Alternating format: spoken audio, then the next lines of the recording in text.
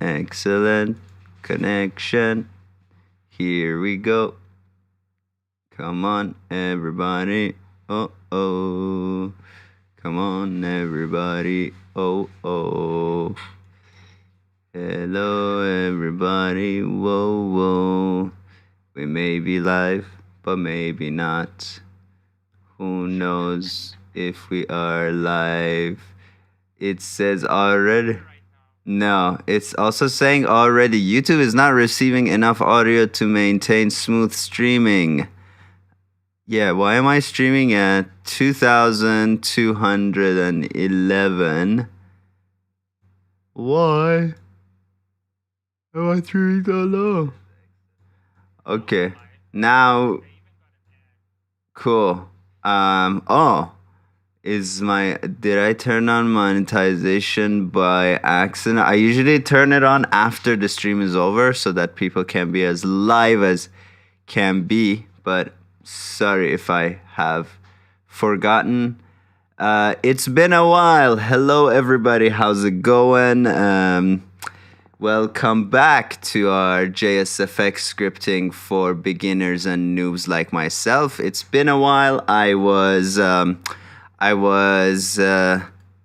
getting help from the amazing Leandro above me with my website, which is now online and at a place where I can kind of, sort of, at least I can make blogs and I can understand what's going on in it. This is our brand new website, and we got a blog section and all of that. So that's why we've been on hiatus with this series. And if you remember, 2 months ago, we were doing a video JSFX. So that's what we're going to do. But I will shut up and let Leandro say hi.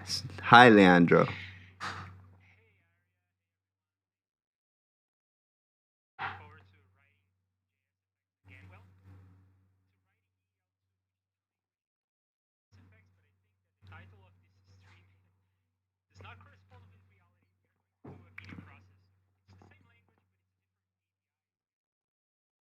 Mm-hmm.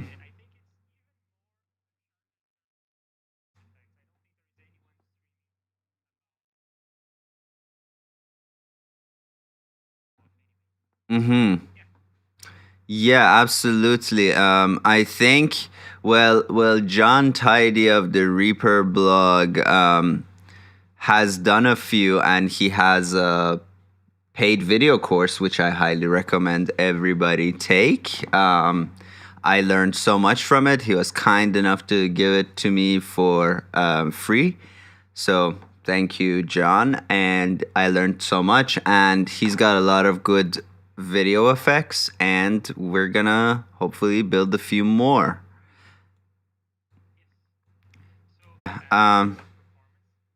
If this doesn't work, I'm gonna just try one more time now that I've brought down the bitrate. If this doesn't work, I will just disconnect my bigger screen.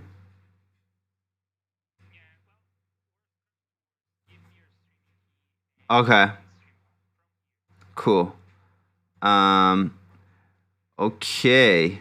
Okay, they cannot hear you, so I just fixed that. That's just me being dumb. So, Leandro, say something.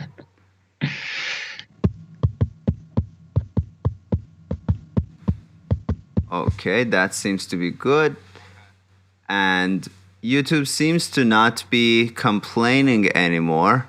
But sorry, everybody, little technical difficulties. It's since I bought a new screen, we haven't done a Skype collaborative streaming, so it just may be that I'm pushing my computer to its very, very limits.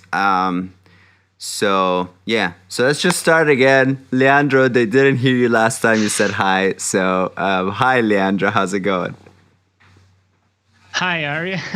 It's going great, except for the technical difficulties, but it is great to be here. Thanks for having me, and thanks for being so kind to link to me on your new website and all that good stuff. And I'm looking forward to writing some EL2 again, this time to do a video processor, not a real-time audio processor. So yeah.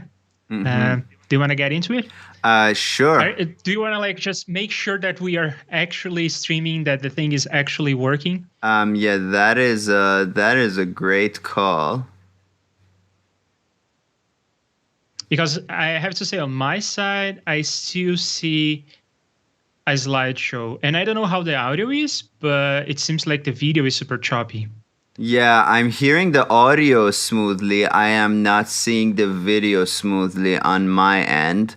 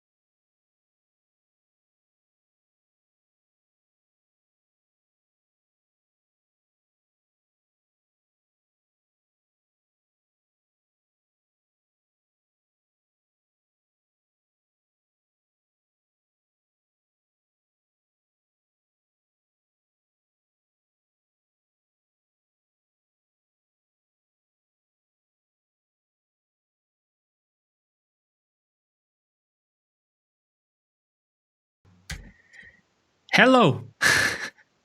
You look weird in OBS. Oh man. Oh, this stream is a lot of fun. It is a challenging stream for us. I'm repositioning us. Yes. Sorry everybody about all this stuff. It seems like when I first started doing the buy me a coffee thing, I said that when I make like 700, I'll buy a camera. And then kind of when I met Leandro, I realized maybe I should buy a screen first, because the screen is most of my tutorials. My face is a small portion. So I bought a screen, and now that I bought a screen, I'm like, maybe the next expense should be a better computer, because I'm already with the streams, and I'm planning to like mix and edit my whole album on a stream, and my computer just is not able to handle it. So I am really sad about that, but seems like I just gotta bite the bullet and buy either a second PC or possibly just upgrade my Mac. I would prefer to just buy a second cheap PC. And if anybody from our viewers wants to sell a cheap PC, HMU. Well, sell. What are you talking about? If they want to contribute to the channel and give you the gear that you need to make better videos and tutorials and teach everyone and entertain us and complain about the haters, I really like that video. Yeah, people should be giving you that stuff. Okay. Yeah, if you're in a position to give, I will. Yeah, I would be very happy. But otherwise, if I gotta, spend some money, that's fine by me. This has been really fun. And I like the idea of an album being out there where it was completely edited and mixed live. And I think definitely the quality will suffer, because every time I do anything live, I do a worse job than if I was offline and kind of in my own head. But Oh, do you think so? Well, in my experience, there are some things that are like that, but there are some things that I do better when I'm on camera because I'm playing to the crowd and then I have to explain my thought mm-hmm, process. Sometimes that mm-hmm, is actually good. mm-hmm. Like when I think two things. Like when I did that 12-hour stream, I let the chat and stuff distract me so much. So definitely in terms of the amount of time it takes me to do things when I go live, it's like much crazier. When I'm offline and I like get into it, I'm in there. And the other thing is, I don't know, like like you definitely know this. Everybody who's a musician knows this. Like you're playing guitar on your own, you play something just awesome. Then you're like, let's record that, and you're recording it. It's not as good. You're not playing as well. So yeah, with anything kind of creative, I feel like as soon as I do it on any kind of public platform, something happens. I become too aware, like too self-aware that people are seeing this and just I don't know, gets weird. Yeah, I guess let's not think about it. But hey, Bo, and hey, Roman, and everyone else who is on the chat. Great to have you here on Aria's stream. But I guess I'm the host now because I'm streaming from here. Yeah. Alrighty, so this is the script that we have so far. It's a video processor, not an audio processor. It's the same language, but it has different functions. It works differently. And what it is supposed to do is to write things on the screen as a typewriter would, a typewriter kind of effect. So for Aria's videos, he has this effect that the letters come in one at a time, and he was doing it by hand. So now we are going to write a script to do that for us. And the way that you're going to actually use this is with an automation on the volume, because Yeah. you're supposed to have a video item that is just video, and then you put this video processor on the item, and then you automate the volume, and the volume is going to correspond to how many letters from the string is actually on the screen. Yeah, and by the way, like last time when you said it and I said I do it individually, I didn't get what you were talking about. If you are talking about my scripting series, what I actually do is much dumber. I write the script in the IDE environment, then I erase it, then I start capturing it on OBS and just Command and Z my way back to the full text. That's what I was doing before. That's clever. Yeah, all right. So It's let's not do bad. that. Let's not do that. Yeah. Let's have a video processor to add the text for us. So let's first try to get this to work, because we sketched this together way back. I'm not really sure I even remember how to do this. So let's try to get this to work first, and then we'll work on some to-dos that we left here. And I bet that we'll find other things to work on as well.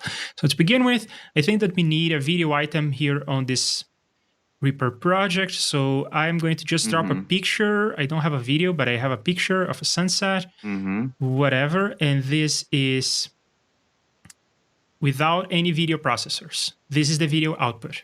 It's just the picture. Then I don't remember really if the video processor needs to be on the track or on the item. Do you remember that? I think it needs to be on the item because it takes the text from the item name right now as it stands. Well, I think that this works on the track as well, because the track can have access to the item that is currently under the playhead. But I do agree that it makes more sense to have this video processor on an item, right? Yeah, for anything that isn't like kind of adjusting the ratio, cropping, or color controls and stuff like that, I always go for item anyway. And I think that it makes more sense to have a dedicated item just for this text, so you can move it around if necessary, right? Yeah, and I think right now we still haven't written the bit of the code where I think once we have a name in, it will make the screen blue. Yeah. We need to make it so that it shows what's underneath it right Fair. now that we haven't done that yet. All right. So let me give this item actually the stake a name. Yes, this is the right place to do this, right? Yes. So we'll have some text here that says hello world and apply. Classic. And then when I am here, I should be seeing something on the screen, but I'm not. So maybe this has to do with the volume that is not automated, but now I automated the thing and I still don't see anything on the screen. Interesting. Is it possibly on? Oh, because progress is 0. You need to make the progress 1. Progress 0 means none of the text is showing. Progress 1 means right. So we are not using the text is volume. What we have is this slider that we need to automate. So how do I automate a slider like that? What you can do is, I have my go to preferences. Oops. I'll show you how I kind of do it. And go to media, appearance media, I believe it is. And in my media item buttons, I have the active automation envelopes. Oh, you have that too. But right now, also have it to show no active envelopes. So the one that's right below automation envelopes, tick that box as well. Because right now, we have no active envelopes. Yeah, I see. So let me move this out of the way. Is there a way to do this? Because if I do it like this, it's going to be like on top of the item, right? Uh-huh. Is there a way to just touch the parameter and have an automation lane for this? Go to param, and you can say show media item take envelope. Oh, it does the same, actually. I just like having that label on when it's not active as well. Then you can just click it and choose the parameter. Both ways work. So let's see, how would I add a point on this line? Shift and click. You can add a single point or a command and draw. And can I delete multiple points? This is my first time actually working with automation in ReaFIR. So I'm picking things up. I know that you are an expert in doing this, but I'm not. You can right drag to select multiple points and then just hit backspace. But now if you shift click doesn't do anything. You have to do it when your item, when your cursor looks like that. No, doesn't work. Whatever. I'll just freehand this progress in, and then we should see. We can look at your mouse modifiers if you want, but that works. Hell. Whoa, coincidence. Okay, that is fair. I probably want something that looks more like stars, and then maybe something like this. Sure. No, I guess make I need it to be go to the one top. for longer. Yeah, like that. That's okay. That looks nice. Beautiful. So first issue is that we are not showing the video underneath, and therefore we are working on a canvas that is just blue. We set the blue here, so that's why the canvas is blue. Otherwise, it would be junk. But what we actually want is to render whatever is below. So let's do that. Here is the code again. Let's briefly go over these lines to remember what we are doing. This line is important because it's the name that ReaFIR is going to give to this effect. If you don't rename it, of course, you can always right-click and rename or whatever, but this is going to be the default. And then this is a comment that is usually in the beginning. And this comment's special because it creates one of these knobs and automation lanes and whatnot. And this is the number of the parameter. You can skip some parameters if you want to group parameters. You can have parameter 1, 2, and then you skip the number 3 and 4 and 5. And then they are going to show up as grouped parameters, similar to JSFX sliders. Then this is the name of the variable that is going to hold this value. Right now it's the number 1. This is the label that is going to show up over here. And then we have a bunch of numbers, but I forget what they mean. So I'm going to hit F1 to go to the documentation, and then we can check that the numbers are the, well, I guess. If I remember right, it's value. Default, then it's minimum, then it's maximum, then it's increment size, and then that last number, I don't remember what it is. Yeah, you almost got it right. Center value. Yeah, so it is the default value. It started at 0. If you remember, a minute ago it was 0. The minimal value, the maximum value, the center value, and that is going to determine how the slider or the knob shows up here on the interface. And then the step, which is this very small number, because we want the user to be able to, even if they have like super long text, I want them to be able to like show one letter at a time. So the step here needs to be very, very small. Yeah. For central value, another benefit is that double-clicking the knob will directly go to that value. No. Now you have item envelopes. That's why it's not listening to your mouse input, but without envelope. No, but not even it's for a brief moment it's going to a different value, and it's going to the default value, not to the center value. Oh, okay. So the center value, as far as I understand, is only for visuals, so that the knob is going to be at this position here when it's like at 12 o'clock. It is going to be at 0.5 in this case. Right, so that's what this line is about. And then we are getting the name of this item. Well, actually of this stake, to be precise, right? Because items don't have names, stakes have names, but the active stake on this item has a name. And we are getting it using this incantation. It's a function that comes with video processors. It does not come with JSFX, and that's one place where JSFX and video processors are not the same. They both use EEL2, the underlying language, but the APIs, the functions that you can call, are somewhat different. Then we are getting the input name, and we need to say what the input is. So the input is the input with respect to our video processor. So this item here is one of the inputs. This item here below is going to be another one of the inputs, and so forth. If you have like 5 pieces of video below, they're going to be your inputs to the video processor. And then you can even combine multiple sources. For more on that, watch my video about multicam editing in ReaFIR.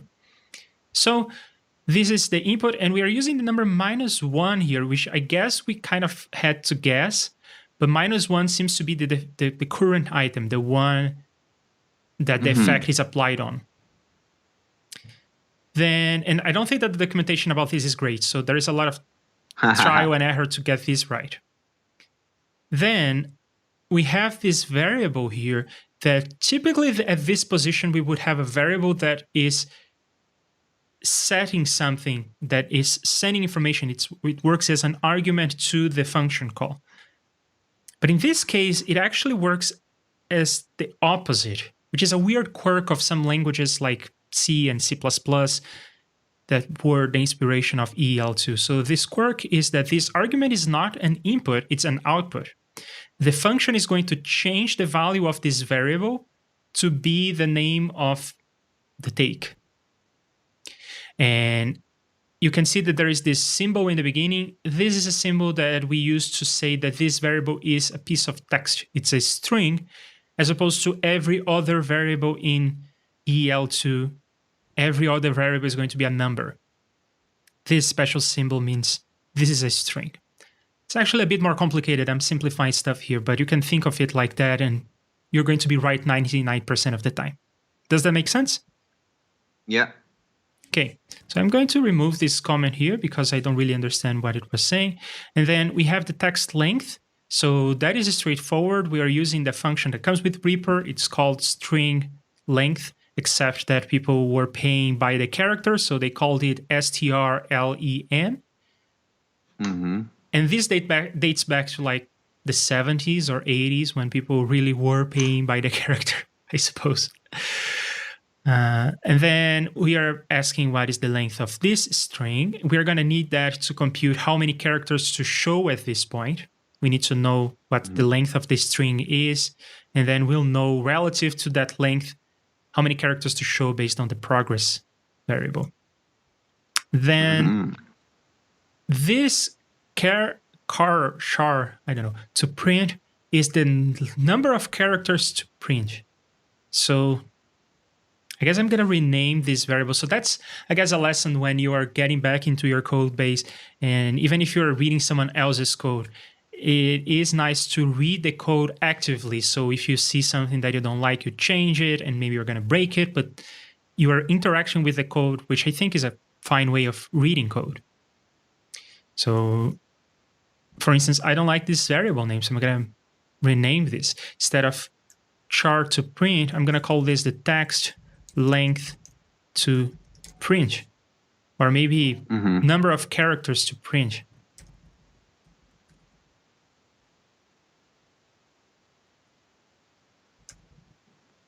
I think that is very explicit, number of characters to print. And of course, I need to do that renaming everywhere where the variable is used. And then how do we compute this? Well, we take the text length that we just computed, we multiply by the scroll progress, which is the slider, or the knob in this case. And then we take the floor of this number, because just the text length may be something like 11, and the scroll progress may be something like a half, and then this multiplication would be 5.5. But we cannot print half a character, so we're going to take the floor, which is like, in the case of 5.5, floor is the number 5. It is just the integer number right below our floating point. And if we had a multiplication that would be exact, then floor would just not change the number. Like the floor of the number 5 is the number 5. So this gives us the number of characters to print. So we need to now create a string that is going to be based on this one, but we're going to take just a section, just the beginning. And that's because we are printing this from left to right, but we could have different modes, and I think we have something in here. We could go from right to left or from center to the edges. So in that case, we would need to change how this is computed. But for now, we are going from the beginning to the end, so we just need the beginning of the string called text. We just need the beginning up to number of characters to print. We had another feature request to let users control, like use item fade to control the thing that you were doing at the beginning.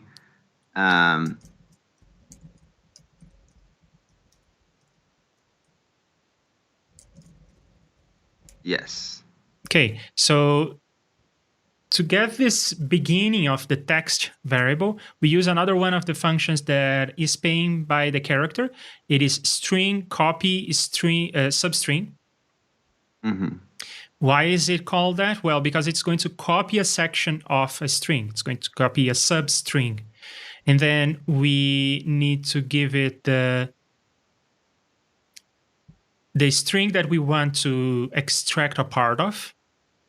Then we need to give the offset where we start this substring situation. We could start in the middle, but we start in the beginning. That's why we put the number 0 here. As most other things in C, C++, and JSFX, they are indexed by 0. So the first character is character number 0, not character number 1. Just keep things straight when you're doing Lua, when you're doing ReaFIR scripts. In Lua, many things are indexed with 1, like tables are 1 indexed. So there you have it. And then how many characters do you want? And that's the number of characters to print. And this is another one of the functions that is not going to return a value. You need to provide an argument that will actually be the return. So this variable that we are creating here is another string variable, as we can tell by the little character in the beginning. And this one is going to be the output. So this string now contains just the substring that we want to print on the screen. right? So everything up to this point holds. We don't need to change anything about this. But now we need to change something because we are drawing a blue rectangle. We don't want to draw a blue rectangle. What we want is to get the image from below and show it on the screen. So for a moment, I'm going to comment out this section, and then we'll see something happen. I guess in this case, what's happening is... Did you save? I saved, yes. In this case, the junk, so if you don't show anything on the screen... Oh, yeah, I remember. It's your responsibility when writing a video processor to put something on the screen, because otherwise it's going to be garbage. And it seems like the garbage is just whatever was there already, the blue thing. But maybe you saw this. It blinked green in the beginning. So that's just another kind of junk, and it's unpredictable and unspecified what's going to happen. So this time it blinked green in the middle, and that's just junk. You cannot tell what's going to happen. So of course we don't want that. What we want is to put the image from below here. So how do I do that? There are several ways to go about this. I don't really remember off the top of my head, so I'll need to figure this out. So there are a few ways to go about this. I could go to the docs by hitting F1, and then I can look at all the functions that I can use. There are not that many. But another quick thing I can do is just put another video processor on the track, and then go to any script here that I know will do something similar. For instance, there is the overlay text. And I know it has to do something similar. So how does it do that? Well, you have to spend some time reading this, even though it's like 10 lines of code. Most of the lines don't even make any sense because they're like, what the hell is this? What the hell is that? But there will be somewhere in here. Is it Blit? Yeah. Yes, it is Blit. So if you spend enough time staring at this, it's going to start making sense. And in this case, this Blit is this term that people use in the graphics community to mean just take an image and put it on the screen. So, or maybe another way of saying this is copy this image somewhere, and in this case, this somewhere is on your screen. So it seems like this is how you do it, and the way that this is working is it's receiving two arguments. Blit is receiving two arguments. The first is the input. We already have a situation here where we are working with inputs, so we know what that is about. And it seems like in this case, the input, if you're not ignoring the input, is the number 0. So we are going to try to go with the number 0 here. And then the second argument, well, we'll have to figure it out. So I'm going to copy this line. I'm going to disable this video processor, and I'm going to paste this here. And I'm going to say that I want to Blit like this input 0. So now when I save this, we can already see the image from below, and hello world is showing up on that image. So that's progress. Cool. But I still want to figure out what the arguments to Blit are so that I can maybe change something that I think will be necessary. So let's see. We can see here that it has a preserve aspect ratio thing. So by default, it is 0. So what happens if I just say 0 here? Or I don't say anything, which by default would be 0. So it seems like it doesn't affect in this situation. But what if I have my project settings set to a preferred video size that are not the aspect ratio of this picture that I have? It seems like this picture is kind of squarish. So I think I'm going to go with something like 180p. And if I do that, I think that the image is being stretched, though it is a sunset, so it's kind of hard to tell. But I think it's being stretched, right? And if I put the one I back saw in it there, when the moment you saved. Yeah. Yeah, so I think I want this one here. And then there are these other things that I can pass as arguments. The X and Y position. So if I put it at like position 10, 10 is gonna slide. Slide this. And we are going to see some junk. And it seems like the junk that we see is whatever was there before, but it may blink in green or whatever. Yeah, it's blinking the image below. Yeah. Whatever. So we don't want that, but let's move on to the other things. Width and height. So we could just have something like this, and it's just going to occupy a little corner here. And everything else that you see is actually junk. It's even doing whatever, blinking. And then... Is there a way to remove the junk at all? No, you can only write on top of it. So if necessary, like if you need a black background, you need to draw a rectangle. You draw a black rectangle. Yeah. Or maybe can we draw an alpha rectangle? Or I guess not. Is alpha even a thing in video? It is. It is very much so, yes. And yes, you can do something that is transparent, and then that video item will carry the transparency over to the parent, and that is important in case you're doing masks. For more on this, go watch my video about how to do masks on the video processor. Cool. What formats in video show transparency? Like, does MP4 do that? Well, so there are two things here. The first is the video processor in ReaPIR, and that can carry the transparency through.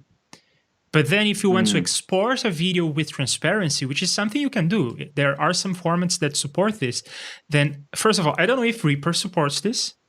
And second, I don't remember what formats support, but not the trivial ones. I don't think that a simple MP4 with H.264 encoding is going to have transparency, if I remember correctly. But I remember that ProRes has transparency, if I remember. I may be misremembering here. But I think that the new encoder, what is it called, VP1, VP9, something like that, I think that one supports transparency. Cool. But I'm not sure that ReaPIR can output video with transparency. All right, so I just pasted the documentation for the thing that I see on the F1 window. I pasted it here so that I can do things like search on this. I'm going to switch this to plain text mode. And the reason why I wanted to do this was because... I wanted to see if there was some way to reset. Because when you're doing... when you're doing JSFX and you're doing a graphical user interface on JSFX, there is this way for you to reset the frame to a certain color. And I wonder if that is also available in the video processor. So let me go here to the graphics part and I'll try to find... So some of the functions here are going to be the same when you're doing graphical user interfaces in JSFX and when we are doing video processors. Some is going to be different. So for instance, split is the same, but then the source scale and rotation, it's not the same arguments we are passing. And in this case, I think that some of the arguments are the same, but some are not. So that's why I want to make sure. So GFX clear, is this something that exists in the video processor? No. So just say clear, because on the Blit, we didn't have GFX, right? We just had Blit. Or no, we have GFX. Yeah. Yeah, but to answer your question, if you want to have a dark background, you have to draw a black rectangle. A black, yeah. And you have to do that in order, okay? So this script is going to be executed from top down, and it's going to perform each action in turn. And if you draw something on top of something else, it's going to overwrite. So if you want to have a dark background, you have to draw it first, not last. Gotcha. And then there are this source X, Y, width, and height, and that is so that I can... right now I'm making it so small that we can barely see this. So let me make this like 1,000 by 1,000. And then I can just get a section, so I can crop the underlying image by doing something like this. So now I'm cropping the source. it is not really apparent to me that this is even working. Well, right now I'm translating the source, okay? So this is the X and Y on the source. And then I'm going to put something here to truncate the source. Let's see if it truncates the source. Well, maybe I got just the black part of that. I don't know. But that's what this is about, this source X, Y, width, and height. And then you can crop a certain portion of the source if necessary. And it seems like there is something else we can do with the aspect ratio here. Instead of using 1, we can use -1. No fail. And then we can not fill the pad areas. Right now, this is filling the pad areas with black. It's letterboxing, so to speak. It's letterboxing the image. But it seems like if we don't want that, we can pass a -1. And then if we had something below, that would be preserved. But I think that for our script, it makes more sense to just keep it like this. In essence, what we are doing is very similar to a text overlay, except that we are being fancier about how... We're scrolling. Yeah. And on the other hand, they are doing some fancy things here in terms of, like, they're playing with the alpha on the video. That's what this is. And you can, like, have a transparent background to the box where your text is. And we don't have that here. So it is what it is. Right. So now we don't need this anymore. Can we then, like, slide just our first, like, 4 lines of code and that parameter into the text overlay? You know what I mean? Sort of. Yeah. And then you will get all the features from the text overlay along with these features from this. Do you want to go that route? I mean, we could. I'm also down to kind of like try and like figure that stuff out. If the documentation is not good, then cool, we'll be the documentation. Okay. Yeah, whatever. I mean, this text here is something that is being set there. Yeah. But after the text is set, so right after this, we can just do this bit. And also we would need to carry this parameter, and then we would have adapted this script to do the typewriter thing. This also just reminds me, I think last time when we were writing the code, we started with the param, and then we saw on another video processor item where they had some stuff before the param started, so we did that. But I don't know if that's relevant in either, like if it's fine. I guess I so. think Maybe that's just so that when you open the video processor, like the top text that you see is what you need to change. Yes. So in some cases, your parameters are going to be like the name of the item. That's the string that we are drawing. So it's one of the parameters to the script. And some other parameters may be sliders or knobs. But some of the parameters, like the font name, is something that you have just to type here. I mean, there could be other ways of maybe like taking the item name and then you could put maybe the font here, and then we could establish a convention, something like this. But yeah, I don't like that. I think having this convention is actually nicer. So if we need like to set a font, then we could do it maybe at this line. What John Tidy does in some of his video processors is that he has a font param with like 10 names, and then if you want to change he just has picked like 10 fonts, but you can change those font names, and then you just have a parameter that you can kind of move around from 0 to 9 to get to different fonts. Yeah, that's a good one too. I'm not opposed to that.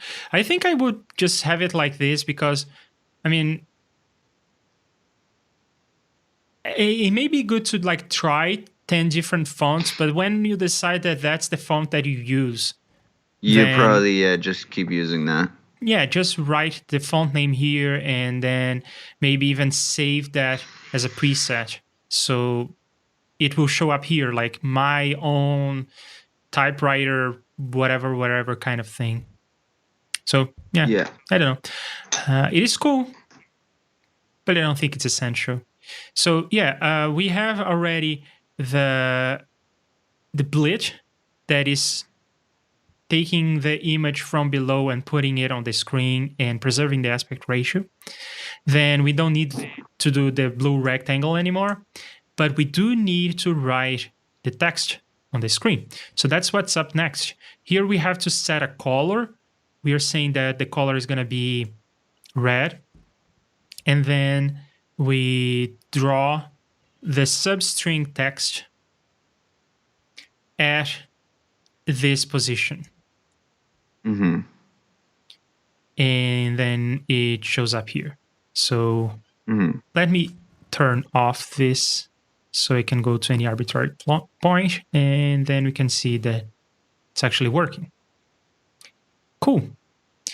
So then we have here some comments that are things that we can use to debug. Like we can, the only way that I know of to debug stuff here in the video processor is maybe you can put your cursor on top of something and it will show the current value. So for instance, right now it should be printing 1 character. It's actually printing 2, so I don't know what that is about. And I don't think that peaking works here, so it works. It evaluates to 1. So there you go. You can Command K. I actually had a question that may be related to this. So remember you said like if we have 11 characters, at halfway point it'll be 5.5. That'll be 5. Say now we have wait, I need to find something where the math makes sense. Say we got 22. Okay. Mm-hmm. So in that case, halfway point is 11, which will be so halfway point is 11. But then if you're also rounding down the 12th character, will that not also give us the same number? Like we're making a floor of the number, but will there not be situations where 2 characters will both be like fractions of the same number, so 550 and 575, and then both of those will floor to 5? Yeah, so it's definitely the case that something like this may happen. Right? Of course, when you take the floor of both. And that is all right, actually, because what you want is to show 11 characters until you reach something like, let's say that when you go to point 8, you are going to show the 12th character. So this is going to be smooth in the sense that it's only going to show one new character at a time. Oh, okay. Got it. Yeah, here's something I can do. Do you know this? It comes with macOS. Yeah, it's like a function. I showed compressors on this one time. Yeah, that's a great use of this. So this is how this is going to work. The little lines here that are darker. I wish I could like change the color on this, but the little lines here that are darker are the result of the floor function. So the floor function is gonna go our x-axis here is the progress knob. So it is the floor is gonna be like, don't show any character, don't show any character, don't show any character. And then it gets to a certain point, let's say that at point 23, 55, 6, it jumps up to this position, then show one character, show one character, show one character, then show 2 characters, and so forth. So that's how this works. Right. So, yeah, I was saying that we have these lines here because I know of only 2 ways of debugging stuff. You can put your cursor on top of something, you're going to see a number, or you can peek by hitting Command K, and that will evaluate as well. But in some situations, that's not going to work. For instance, if you have a loop, then your character is only going to be, your peaking is only going to be for like when the loop is already over, not in the middle of the loop, all the values.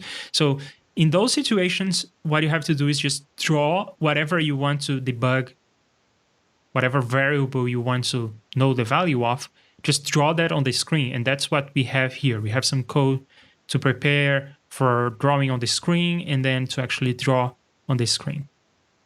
But this is commented out. And Bo is asking, wait, what kind of window was that? That's the grapher. Oh, yeah. It's this application that comes with macOS. It's a very simple thing that allows you to like draw function. Yeah, draw equations. How do you do power of? With the caret. Oh, okay. Yeah. Command and 6 or Shift and 6. Yes, on the US and apparently on the Canadian keyboard, but this is this character. Is it different for you? No, I'm using the US keyboard, but I don't think that's the same in every country. Yeah. And you can come here and it will show you all the things. So if you don't know that the caret does that, you can do this, for instance. And you can that's here. What I think that's what I did in the past, but cool, good to know. Yeah. Yeah, and Bo is asking Desmos, and I think that is similar. Yeah, I think that Desmos is probably better than ReaFIR, but ReaFIR is around. Right, so now I think that the effect is, it is working. So what we have now left to do is to like change fonts, change colors, change position, change size, and all those things. Maybe things that we can just copy from here, I suppose, right? Sure, yeah. I so love copying stuff. Yeah, so let's go ahead and do that. First thing is, do you want to give the user the opportunity to write the string right here instead of on the item name? I can't see why not, especially, okay, so, I mean, ideally, if I'm being super ideal about it, I would love for this to wrap text. So then you can give it a huge chunk of string, right? Because that's what I do with my screen capturing, like the IDE environment, is that I have control over wrapping. So if that's the case, then the item name may just be like not a great idea. Because, there may be, I don't even know if there's a character limit to takes, but probably shouldn't put 3,000 characters in your take name. Fair. So let's change this so that it's not using the input name anymore. It's just a variable that you can set. In fact, I think I'm going to put that before the parameter comments because I want the user to see this when they open the script. But so what you're saying is that if you have a long text, you want it to wrap, right? So I'm going to write some long text and let's see what happens. Text. Sounds like Danish. So it's not going to wrap. It is truncated. It just goes away. Yeah. But there is this, I was reading the documentation for JSFX recently and for EEL2. It seems like, I haven't tested this, so let's test this together. It seems like you are able to just put new lines here. Oh, it seems like that works. Judging by the syntax highlighting, this works. This is crazy, okay? I don't remember any other programming language that allows you to do this. Just crazy and super convenient. I love it. So there you go. Now it wraps. So you have to wrap this by hand on the source, but I think that is better than trying to wrap this ourselves. Sure, yeah. If that works, that totally will. Hey, that's crazy. Can you quickly test if text overlay also does this? Because I could have sworn that I tested that and it didn't work in that case. Well, text overlay is going to do that. Oh, no, it may not because it's measuring the string. Okay, so let's actually try this.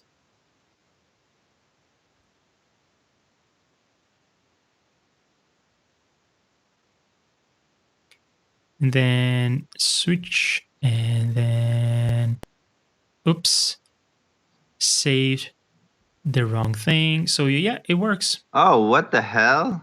I could have sworn I tested that ages ago, but great. Yeah, so That's great. one thing that you can do in the video processor is you can measure a string. So this is going to pretend that it's going to print the string to the screen, but it's not. It's not going to really print, but it's going to return these two values. So again, parameters that are not inputs, they are outputs. And these are the width and height of the text if it were to be printed on the screen. Why is it doing that? I don't even know. It's computing some Y position and whatever. But so in theory, we could just have one long string, and then we could measure the substrings to know when to wrap text. And we would have to like recreate a text layout engine, and that's no trivial task. I mean, there are literal PhD theses written about this, so I don't think we want to do that. I think that we just want to leave the user the task of making the wrapping. And in fact, that may be advantageous because you may want to have control over where you wrap text, especially because you're doing a video, not a book. So yeah, I think that makes sense. And let's see if it works. Yeah, I think it works. You can stretch the items so that we can see it a little slower, but yeah, it looks like it's working.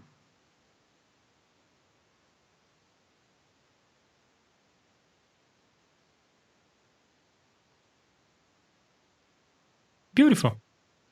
Yeah, looks awesome. That does the trick. Yep. So I guess I'm gonna I'll leave this text until we finish, and then I'm gonna remove it and probably add a text. Oh, come on. Overlay text, just set to string to override. No, I don't really like this comment. I don't. Yeah, I never understood that comment, right? As we saw last time. Yeah, whatever. I think it's clear enough that this is where you put the text you want to. Yeah. In fact, I think that if you want to distribute this, we better have like a video or some documentation of how this is supposed to work. Like you need to know that you need to put this on the item, not on the track, and that you need to use this to automate the appearance of the text. And then you just say that this is the text you want to write. And it may be good to just say that you can put new lines there. I mean, it doesn't hurt. And then, and then let's see. Let's see the things that we promised we would do and prioritize, and then maybe handle one or two of them. So instead of using the progress, we could just say 1 character per frame or 1 character every 5 frames. Then expanding text from other directions instead of just from left to right. And then a freeze function set the rate to be 0. What do we mean by this? I forget. I guess we no longer need this because we, like with automation, if you want the text to stop at one point, you just stop it at that point with the envelope. Okay. So that can go away. We already did the progress thing. And then, yeah, I guess I sent this to John once, and he was like, it'd be nice. Because I think there's like a couple of functions that lets you just automatically use item fade and by extension item volume envelope to do things like there's a video processor preset that's a fades affect video. Yeah, so what that does is if you put a fade on your thing and you can adjust the fade, it would adjust the opacity of I know that one. Item fades affect video. I'm really looking for that, but I cannot find it. Can you help me? You are just on it 4 up from where you are. Item fades affect video. One more. There you go. One more. Yeah. Yeah. So. Wow, simple. It is simple. So to make this work, we need to get a hold of the item, and it seems like the input info is what is getting the fade. Automation, the fade. So I think that this is what's getting the fade, and it's setting probably to this variable. So I think that it's like A, it stands for alpha, and T is, I don't know what T stands for. But so the way that this script works is, if there is an input track, so if there is anything on this item that we are currently affecting, then run this code, and then this is getting a hold of the fade, I think. And then we are checking if the alpha is less than 1, then you're going to split whatever is below. So your input next item is the item below. So if we had another item below here, that would be that. So it's splitting that item. Then it's setting the alpha. So it's checking, is the alpha greater than 0? Because if the alpha is 0, then you don't have to split anything. But if the alpha is greater than 0, then it's going to set the GFX-A, which stands for alpha, transparency. And then it's going to blit ourselves. So again, it's using the blit 01, the same way that we use 01 here to render ourselves. Right, so that's how this works. And I guess the key for us is this line, if we want to make that work. But in fact, I think that I prefer to have this like this, because you may want to draw curves like this, and you don't have as much control over the fade, do you? You have only these shapes, but you don't have like now stop, hanging there for a while. Let's test this, but I'm pretty sure that I have tested this and it works like that. So if you have item fades affect video on an item, the item or the take volume envelope will also work. So like if you bring your item input down by like 1 dB, it will never go to full transparency. It will go to like 90% transparency. Can we test this? Sure. So to test this, I am just going to like mute this track. Here I put the item fades affect video on the sunset, and I'm going to fade. So it is affecting the video. So fade works. Now if you use an item volume envelope. Oh, there you go. Yeah. So I guess you can use the screenwriter, and if you want, you can set, you can just add this video processor in the FX chain, and Bob's your uncle, right? Well, it's going to do a different thing, right? What it's going to do is to make transparent the whole text that you have on the screen. So that's not that. But there is another problem here, which is, okay, so you have control over this and you have control over that. But if you lower the volume, think about what's going to happen. Oh, no, I guess the thing is you could automate the volume on this track, right? So how do you do volume automation? You go to, well, I again have those labels showing that you don't have showing unless you have an active envelope. So right click on it, and we got to find where it is. Yeah, item settings. I think it is item settings. And then... See, I have all of these on my item showing, so I don't even know what's going on in these. Okay. Take volume envelope. I see it inside take. Yeah. Okay, so let's see if I can do something that is going to affect the alpha on this or not. So it's only the fades. It's not volume automation in general. Oh, it's fades, and then I guess when you brought the line down, that was working though, no? That was working, but think about what that can do for us in our case. It's going to write some of the letters, and then it's going to stop in the middle of the message, and it's going to be like that for a while, and then it's going to, maybe if you have a fade out, it's going to unwrite that. Yeah. That's not what we want. So I don't think that volume automation is going to help us. I think I prefer to have this the way that we have it right now. Yeah, true. And I wonder if I can just remove this. I don't know how to work with envelopes. I don't know how to work with automation. I'll just leave it at that. Click on that icon that's on the top left of your thingamajig. Okay. Yeah. Got it. Right. So our screenwriter stuff is now use item fade to control thing that I'm doing in the beginning. So that is the thing we just discussed and discarded. Okay, so there are only 2 things left to do. Well, I would say 3. I would say that maybe even the higher priority here is to control fonts, color, position, and so forth. Yeah. I think that we should start with that. I think actually that this is how I would prioritize this in this order. Mm-hmm.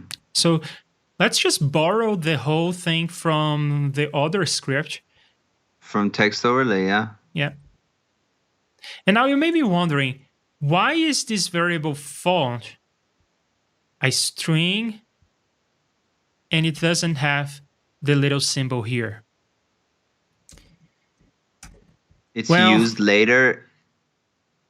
I don't have an excellent answer for this because it boils to very specific stuff of how strings work in EEL2. But I think that the key here is that we don't change this string ever. Now, you may be wondering, well, we don't change this string either. We only take a substring from it, but that's a different variable. And you would be right. So I think that having it like this is better because it's a very strong, this is a string kind of thing. And it even highlights in a different color. So we are going to change the text overlay as we go, right? We can do that. Cool.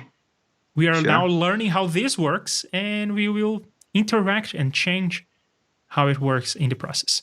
All right, so... you see how where on the text overlay, there is like the GFX set font, and it's just set to font now, which is a variable. So if we just use like Octothorpe font, we get to the same place if we just switch that out in that function as well, right? Yes. In fact, how about we do that?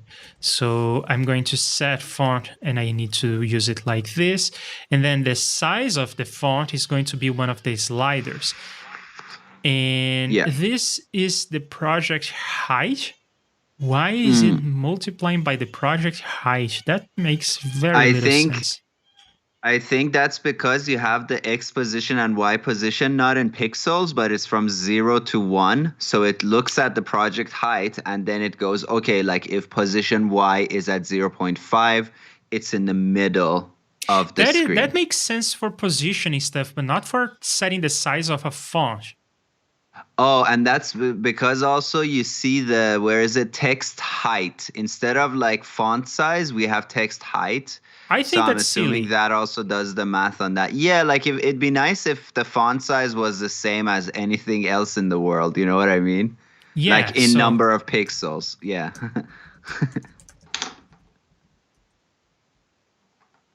Yeah.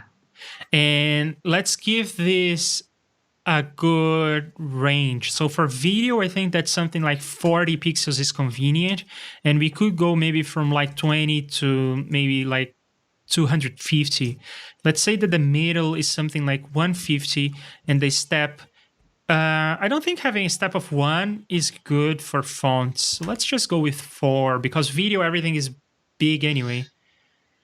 Right. And then instead of size, we are going to do, what the hell is going on here?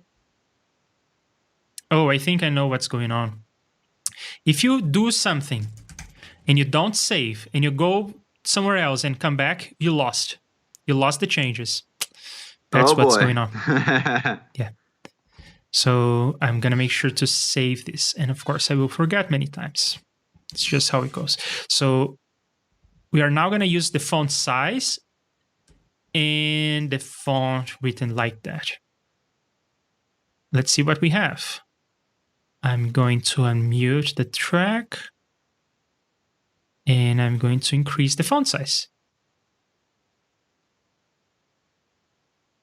That works. You can even automate the font size to do like an effect where it grows on you. So maybe for that kind of automation, having more granular control would be better. I got a question. Just because our effects window is a little bit covering, as we increase the size, the wrapping doesn't change. You have to manually adjust that, right? If you're doing wraps. Yeah. You are correct. Okay. Yes. Okay. Cool. So let's see. I think that this kind of makes sense. Yeah, this size kind of makes sense to me. And then this size kind of also makes sense to me. So yeah, I think that this is good. This is well calibrated. And see, I double clicked and it went back to 40, which is the default. Yeah. This is looking so much like lyric videos from early YouTube days. There's like a picture and red text. Right. Okay. So what else? We already did font. Let's do color. Sure. So for color, they have. What do they have for color? In the text overlay, you can go from black to white. I think you can't go you don't have RGB. John Tidy's presets are not like that. But yeah, we can just go like dark to bright. Well, how about we have RGB? Sure. I like RGB, honestly, at least for me, because when I want to do RGB, like I kind of do it the way kids do it. I'm like, red plus green is yellow. It'd be nice if we had one knob, and then the one knob just goes over the colors the same way that you would go through like a spectrum on a rainbow. That would be incredible. But if it's so much work, like, I don't care. I can work with RGB.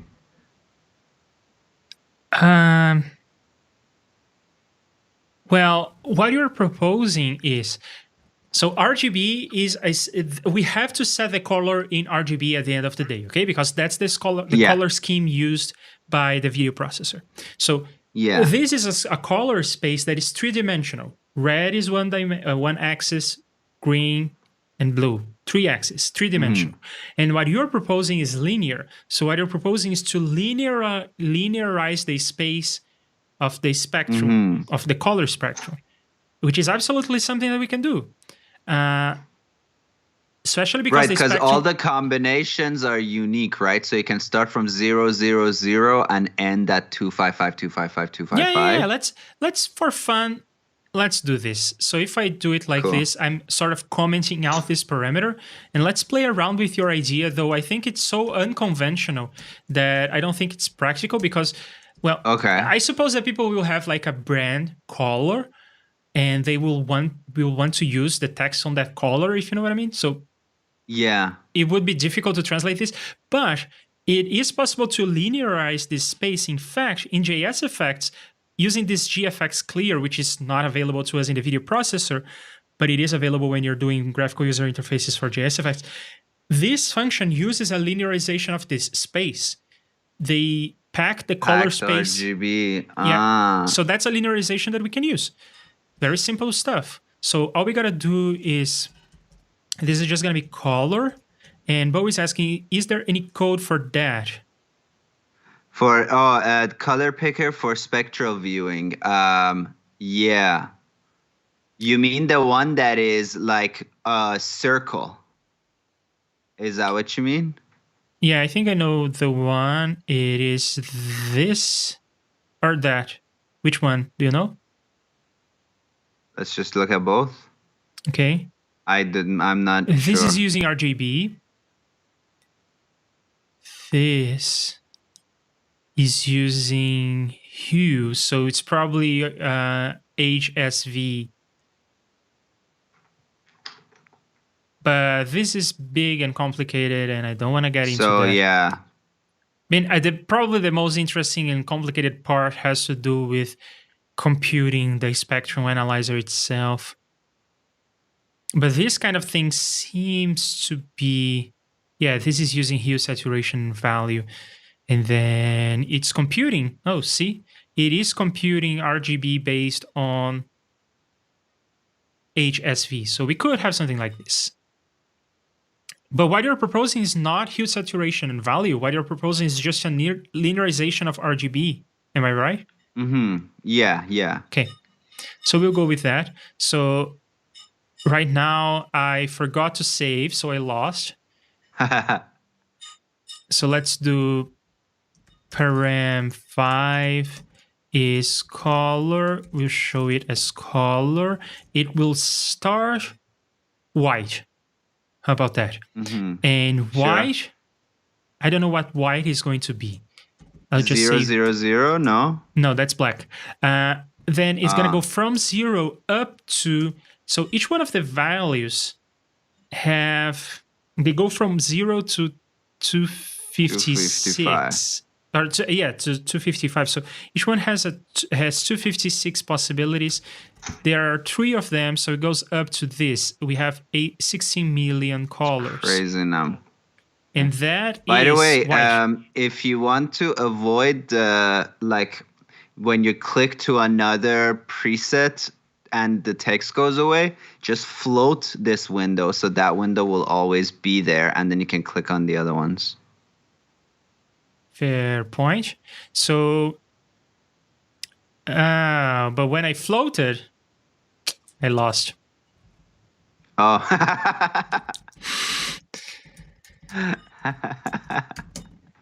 So it starts at white, it goes from black to white, and the middle is going to be half of this.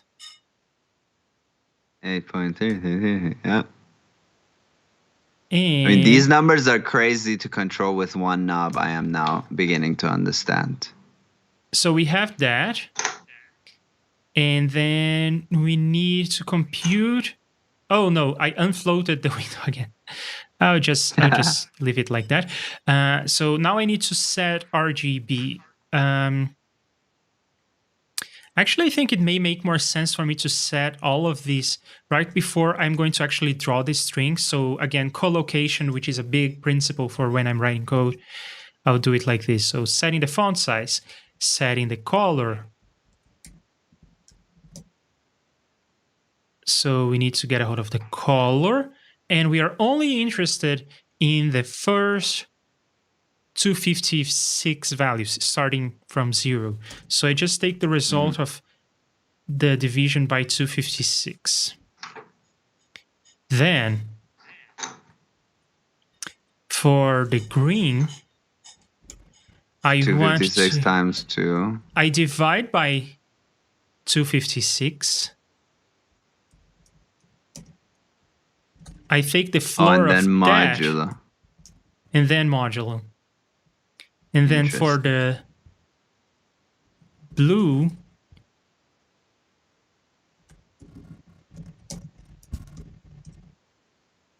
I do it like that. Then I save, and then let's go to somewhere where this is showing.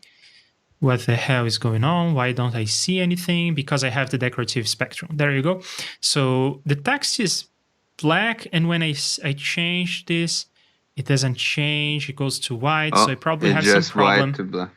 Yeah, I probably have some problem with the mathematics. Oh, these because we're moduloing, no? No, the problem is that these numbers are supposed to go from. They're supposed to go from 0 to 1, and right now they're going from 0 to 256. So I have to divide the whole thing by 256 at the end.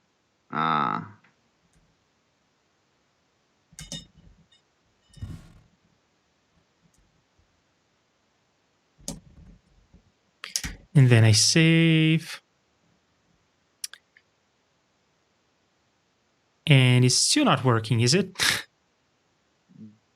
Well, it is. Yeah, sometimes you gotta give it some time. The VFX is slow, or video effects. Ooh. Yeah, automating this does not seem like a good deal. but it is possible. See, it is turning all Yeah. sorts of colors. So Yeah. I think we nailed this. We linearized that space, that three-dimensional space. Now, is it something that we like? Personally, I don't. I'm not in love with it. I guess if the step sizes were like every, I don't know, just throwing a number, every like 3,000 views, or something like that, you know, so that because those like really incremental changes probably aren't much use to us. But yeah, I'm not in love. Honestly, RGB is not too hard to work with. It's like, okay, you got 3 parameters. Huh. Yeah, and it makes a lot more sense when you say like the RGB values to Bo, he knows what color that is. But when I say this number, I don't think that Bo knows this number. Yes, Do you, Bo? yeah, if he knows that, he's wasting his own time, I think. Yeah, and Bo may be right. I think that this number may have to be 255 instead of 256, but we are throwing away that idea anyway. So let's start over. Instead of having this, by the way, Jim, hey, great to have you here. And, yes, hi, Jim. And Bo is asking, what about the colors in your library? Well, we could have something like that. We could have sliders to pick from the colors in the library, the same way that we could have a font, a selection of fonts like John has on his scripts, but I am not feeling that. Not for this one. Maybe go to my library, find a color you like, and then put it here. I think it's okay. What do you think, Ari? Yeah, lovely idea. Jim, by the way, the other day I was jamming with somebody and they were using a beat, and then I looked and they were using your beat on YouTube. So that was fun. And I was like, oh, I know Jim. And then they were like, no way. And I felt very cool. Cool stuff. By the way, we are going to have a stream tomorrow about music production. I have lots of new stuff to show. Cool.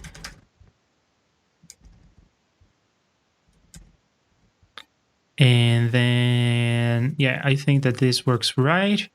And then we'll just set this directly. Well, we'll have to divide. So color red divided by 255. Or we could have gone with the text overlay approach, which is to like have everything between 0 and 1. But I find that disorienting. I find it much better to just say from 0 to 255. Yeah, and the text overlay, I think it just does black and white, if I remember right. Yeah, it seems like that is right, judging by the sliders we found there. And then it is white, and I can change this around. And this is responding a lot better. I don't know if it's because of the error in the mathematics, as Bo pointed out, but... Looks great, yeah. Honestly, this is not an inconvenience at all when I think about it. So we did color, now let's do position.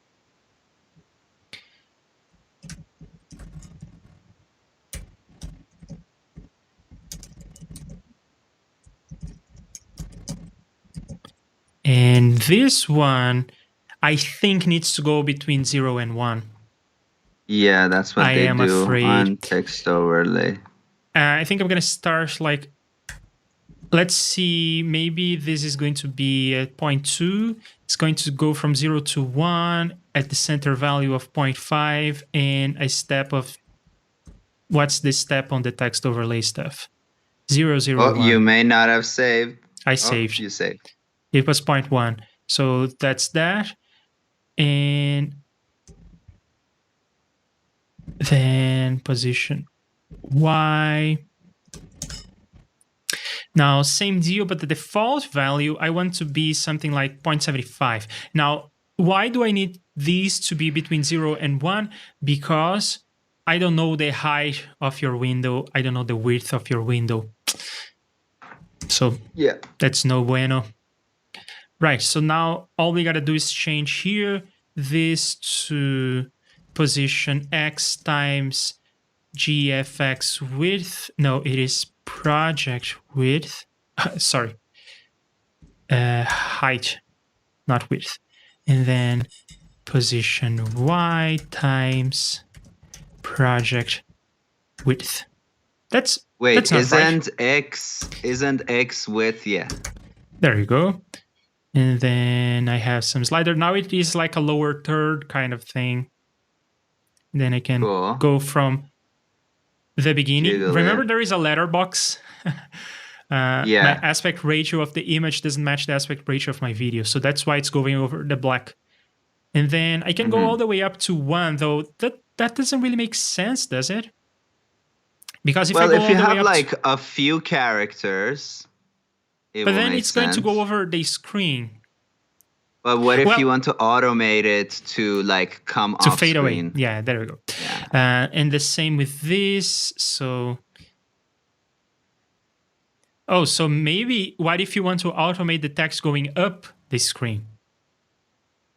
So if we're at 0, is that still shows? I guess we can just extend the parameter to like minus 0.2, something like that. But then, if your text is long, you won't have enough space. Oh, in which case you should automate item fade. Nah, it's hard. Well, I guess in the text overlay they give you the text alpha, so you can kind of, but that's still hacky. Yeah, do you want to have text alpha? Doesn't hurt. Doesn't hurt.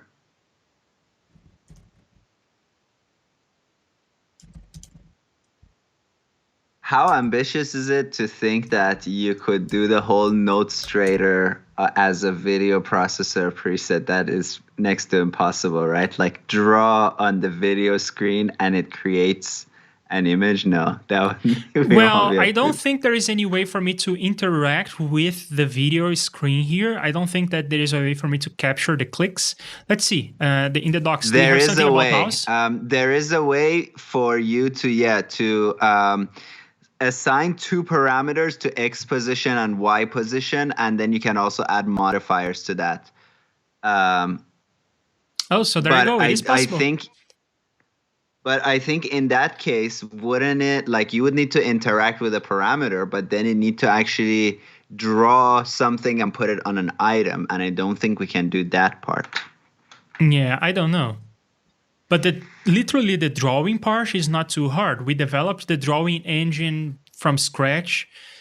So we could develop a drawing engine from scratch using JSFX. It's possible. I don't know. I don't know if it's desirable, but it's possible. Right, so we now have the transparency didn't come through. I'm just going to believe that people know what alpha is in that context. So we also have to use this, of course. And again, I'm going to divide this by 255. Wonderful. Actually, what if we make alpha be from 0 to 1? Wouldn't that make good sense? Well, if you're working with colors on something like CSS, then you go from 0 to 55. So I think I'm just going to leave it at that. Okay. Yeah. Cool. Well, depending. There are different ways of doing this. In CSS, you have like the opacity, and then you can have, then it goes between 0 and 1. But you can also specify colors. This is somewhat new, but you can specify colors like this. So red, green, blue, alpha. Something like that. Alrighty. So we can actually collapse all of this in a single line using GFX set. Now, I'm not sure I like this because it doesn't read as well. But once you know it, it's in a single line, so it can be kind of cool. Oh, but we have to divide by 256, 255. So what do you think? Do you prefer it more explicit, or do you prefer it more compact? I like it on new lines, I gotta say. Okay, I prefer it as well. Also, the set function has some side effects that may not be desirable. In this context, it doesn't matter, but it has side effects in terms of the alpha 2 thing, which I'm not going to get into. Cool. Okay, so yeah, I think I did it in terms of positioning.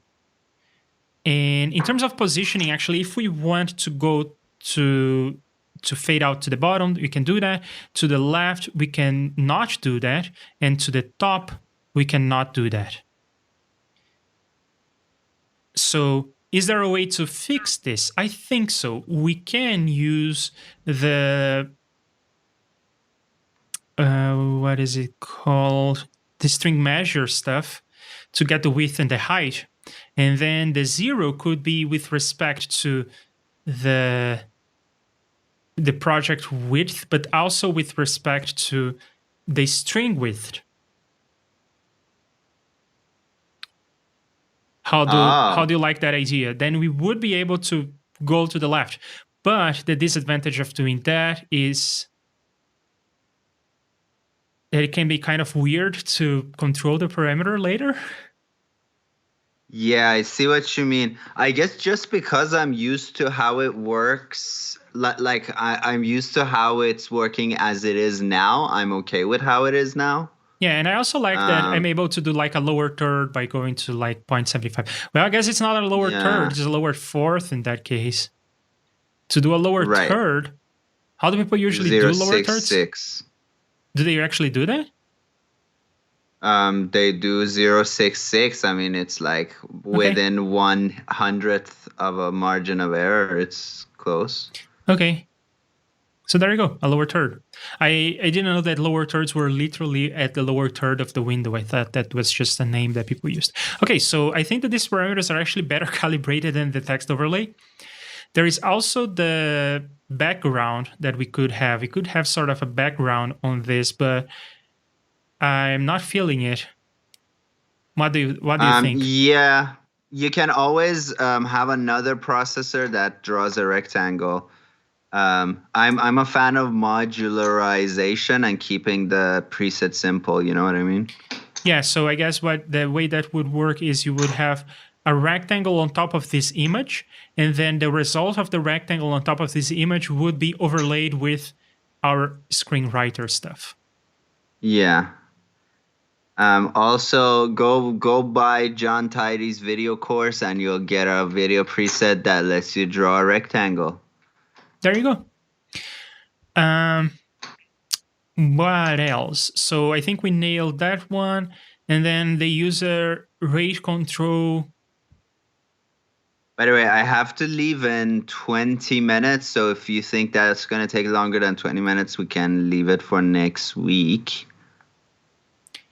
Yeah, the issue with this is that to actually make this work, we don't need to know only the rate.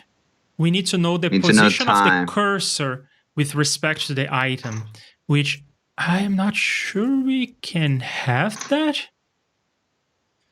Yeah, I think the only thing you can do is if you put it on a... So we can get the project time, and that is part of it, but we also need to know the start of the item. Exactly. That I am not sure we can get a hold of, but let's see. So the input count, track number, track, blah, blah, blah, is master info. Sets the dimensions of the item source time. So we do have all the information we would need to do this. But that's the source local time of the underlying media. So if we use like an empty item, an empty item doesn't have a source. Oh, that is right. I thought that that was going to be like this position here, like 0.5. Yeah. But no, it is not. It is like this is an image, but if this was a video, it would be like the video is halfway through or something. Mm-hmm. So here's my thing though. So theoretically, right? if I create an empty item, put the text on there, I have 2 points. 1 point is at 0, 1 point is at 1, and they're at both ends of the item. Then I can stretch the item to get to whatever rate that I want. So if I want the rate to be 1 frame per second, I just make sure that, 1 character per second. I just make sure that the length of my item is my number of characters times seconds. You know what I mean? Like if you want to use this, but I don't think that is. I don't like the usability of this. Yeah. Maybe we could try to get a hold of like. Maybe the item name could be the number of characters per second. No, the number of characters per second is the easy part. The hard part is where the item starts.